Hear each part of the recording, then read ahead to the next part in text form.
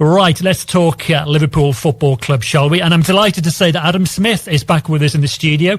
Adam is a lifelong Liverpool fan who writes on all things LFC under the title of And Could He Play?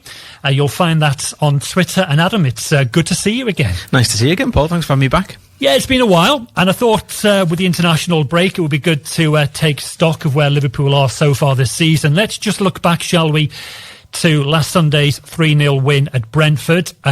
I think that was a much-needed win for Liverpool, wasn't it, after the performances that we saw against Luton and also Toulouse? Yeah, what we needed was to see something of a return to the way that we've been used to Liverpool playing this season, which we didn't get against Toulouse, definitely. The Toulouse game was a bit of a strange one in many ways, as was the Luton one in its own way. Luton, we were significantly better than, and we had countless chances. Didn't take any of them. And actually, in terms of the expected goals, I don't know, whether you believe in that as a metric, but effectively, if you're watching a football match and you say he should have scored that, that's high on expected goals. That's the easy way of thinking about it. And actually, in terms of expected goals, we did significantly better in the Luton match than we did against Brentford, but we scored all three of the big chances we had versus Brentford and didn't score any. Well, we scored one of them versus Luton. So what we needed to see more than anything else, I think, was just a kind of return to what we've been used to this season of the high pressing, really high momentum kind of football from Jurgen Klopp's team, and it was good to get it back. Absolutely. And of course, after the game, a lot of the talk was about Mo Salah with a brace, 2 goals last Sunday. That's now 10 for the season in the Premier League. He was the Premier League Player of the Month, of course, for October. And then this week he goes and scores 4 goals for Egypt in the World Cup qualifier. I mean, again, he just continues to break all the records, doesn't he? He's a phenomenal footballer. There's no other word to use for him, I don't think. What we're seeing, I almost feel like we've become too used to it now. It's become normalised for Liverpool fans to see Mo Salah do as well as he does. So we just sort of shrug our shoulders and go, well, that's what Salah does. But what we're witnessing is one of the greatest players in the history of Liverpool Football Club playing week in, week out. He rarely gets injured. When he performs, he's at the top of his game. He's just, what he's got is the instinct to set the goal against Brentford. I think it fairly certain was his second one.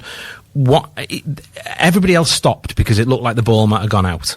And Mo Salah just went, well, I'll just score, and you can deal with that afterwards. And you could see it in his celebration. He was a bit muted. He did that kind of wavering of the hands thing where he was like, I don't actually know if that's going to count or not. But he just went, I'll stick it in the goal, and we'll worry about whether it's a goal or not afterwards. And that, I think that was it. Was it Shankly who used to say that? If you're not sure what to do, stick it in the goal and we'll talk about it afterwards. And, Salah's just doing that, but he's done it there, and he just does it every chance he gets.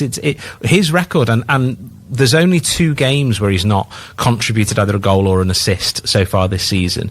And one of them was Luton, and the other one was the Tottenham game where he did contribute an assist, and it should have counted as an assist, but didn't.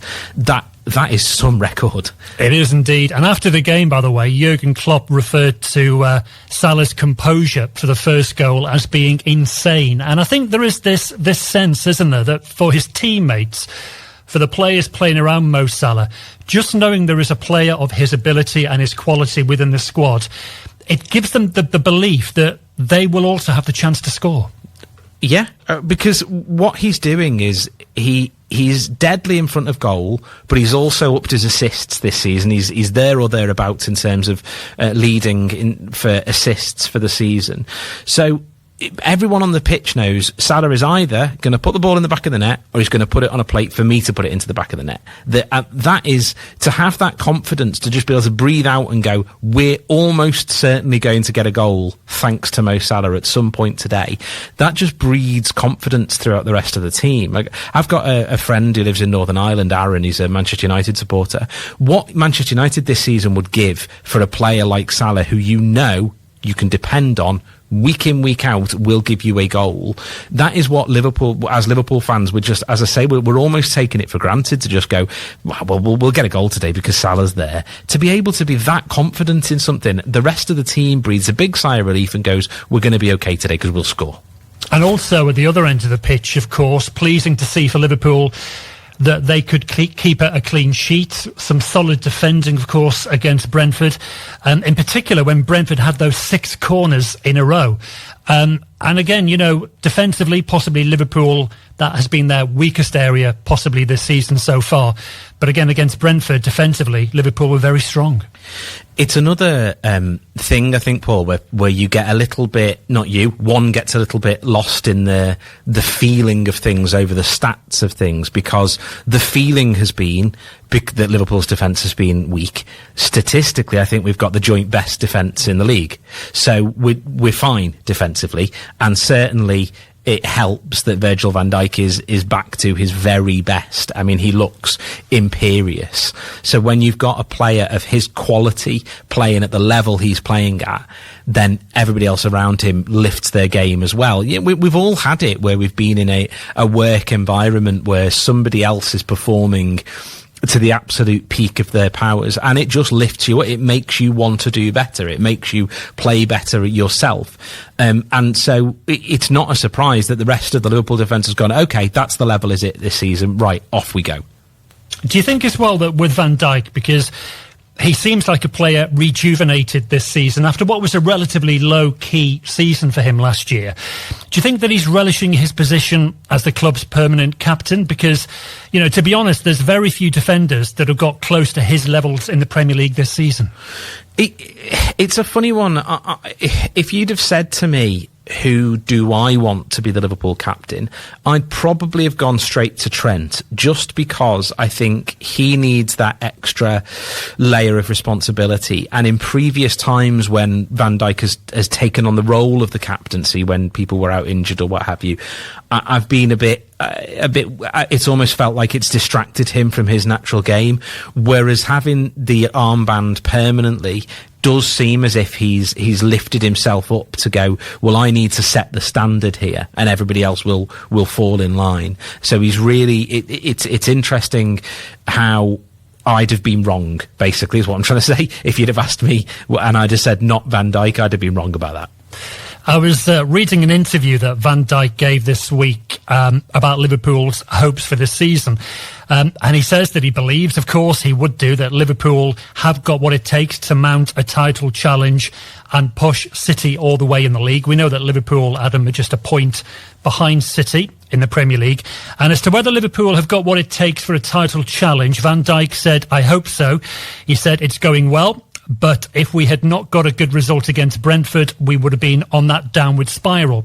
Overall this season, says Van Dijk, we've been doing well, but the season is not decided in November, and there could be so many more twists and turns. And, you're not going to hear, are you, Jurgen Klopp at this stage of the season talking about a title race? I don't think you'd hear Jurgen Klopp talking about a title race if we were 5 points clear with 2 games to go. That's not who he is as a manager. At least in public, I'm quite sure behind the scenes there'll be conversations going on to say, why can't we? Why can't we be in the title race this season? If we were to lose to City when we come back after the international break, we'd be 4 points behind them. That's fine. 4 points behind them with us, 25 games still to play. That's absolutely fine. It's okay. You just need to keep within touching distance. If we get a draw, fine. We're only 1 point behind them. And if we manage to come away from the Etihad with a win, then we go above them in the league. Well, why on earth wouldn't we be talking about a title race? Because I've been really surprised at pundits and people who I really respect in the game. I was listening to an interview with Clive Tildesley the other day, for example, talking quite dismissively about Liverpool, saying, I don't think you're going to be part of a title race. I didn't think that at the start of the season, and I still don't now. And I think it's really clear that last season is an anomaly in the way that Jurgen Klopp's Liverpool plays. We have been the only team that have gone toe-to-toe with Manchester City season after season under Pep Guardiola. We've beaten them to the title once, and we missed out twice by a single point. Just because we had a terrible season last season, there's no two ways about it. But that doesn't mean that, that's our level now, which is how a lot of people seem to have been acting. There's no reason to think our level isn't still what it was before last season, where we were battling with City and fighting over the title. So we could do that this season. We need a little bit of luck, which has definitely been missing, aka White Hart Lane, or whatever the Tottenham Hotspur Stadium as it is now. We need a little bit of fortune, which we haven't had, but a few results going our way, and all of a sudden we're not only in the title race, we could be leading the title race. And when you look at some of the key players as well, and you go back to the Brentford game last Sunday, yes, we know McAllister was suspended for that game, despite the 3-0 win. We also had Gravenberch unavailable, Curtis Jones, Thiago, Bajcetic, Joe Gomez, Andy Robertson, of course, and also Konate, all unavailable against Brentford. And yet Liverpool were still able to come away with that 3-0 win. Although I think it is fair to say that clearly Liverpool are not going to be wanting to add to that injury list anytime soon. No, we're right on the precipice right now. We're at the point where you go, okay, once we start getting players back, we look strong. We look really good. We're currently showing the depth of our squad. We've got a deep squad, much deeper than many people I think thought at the start of the season.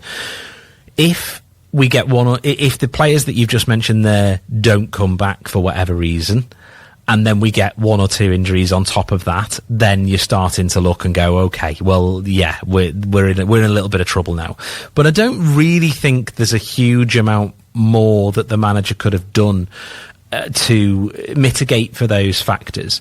We can look at Kostas Tsimikas, for example, and I know a lot of Liverpool fans aren't particularly keen on him, aren't blown away by him, but we gave him a new contract in the summer, so the managerial team are perfectly happy with him. Whatever else you might think, they think that he's an okay understudy at left back, so that's there. I'd have maybe said, if you're gonna try to get Trent Alexander-Arnold into the middle of the park, I'd prefer you to just put him in midfield and buy a right back. Again, personally, I don't like this hybrid role thing, but other than that, where's the weakness in the squad? There was all the talk about we need a defender in the summer, and then you've got the young lad Jarrell Quance has come through, and he looks incredible. If we'd have paid 50 million for him in the summer, people would be falling over themselves to talk about how good Liverpool's transfer business was. Instead, he's come through the youth ranks, didn't cost us a penny, but because of that, there's a little bit of a snobbery about it. I'm perfectly happy with that. Thank you very much.